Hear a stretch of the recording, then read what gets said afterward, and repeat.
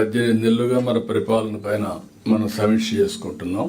అదే సమయంలో ఈ రోజు మనందరం కూడా ఈ రోజు చేసే రివ్యూలో కూడా మీరు చూస్తే నేషనల్ ఇంటర్నేషనల్ లెవెల్లో మెజర్ చేస్తున్నటువంటి జిఎస్టిపి, అదే సమయంలో కేపీఐస్ ఫ్యూచర్ లో ఏ విధంగా ఇప్పుడు క్వార్టర్లీ చేస్తున్నాం, అది కూడా దేశంలో గవర్నమెంట్ ఆఫ్ ఇండియా ఒకటే చేస్తుంది.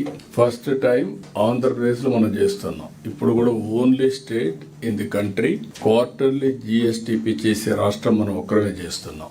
ఇప్పుడు రాబోయే రోజుల్లో ప్రాసెస్ అంతా మంత్లీ ఎస్టాబ్లిష్ చేయాలని, ఆ మంత్ లో జరిగేది ఒక అసెస్మెంట్ వస్తుంది. క్వార్టర్లీ మళ్ళీ ఎవాల్యుయేషన్ చేసుకుంటాం, ఇయర్లీ మనం కన్సాలిడేట్ చేసుకుంటాం. దానికోసం ఇప్పుడు కీ పర్ఫార్మెన్స్ ఇండికేటర్స్ కూడా ఎస్టాబ్లిష్ చేసుకుందాం. రెండోది, ఈ రోజు మెయిన్ సబ్జెక్ట్ మనం చూసినప్పుడు పాజిటివ్ పబ్లిక్ పర్సెప్షన్.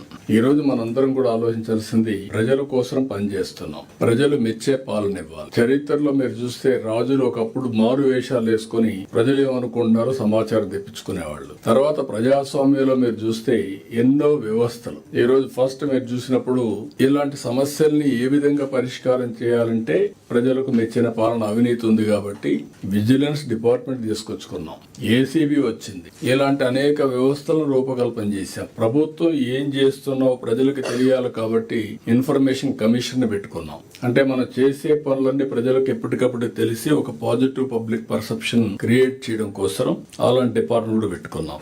అయితే over a period of time అన్ని డిపార్ట్మెంట్ డైల్యూట్ కావడం గానీ లేకుంటే నాన్ పర్ఫార్మెన్స్ గానీ రెండూ వచ్చాయి.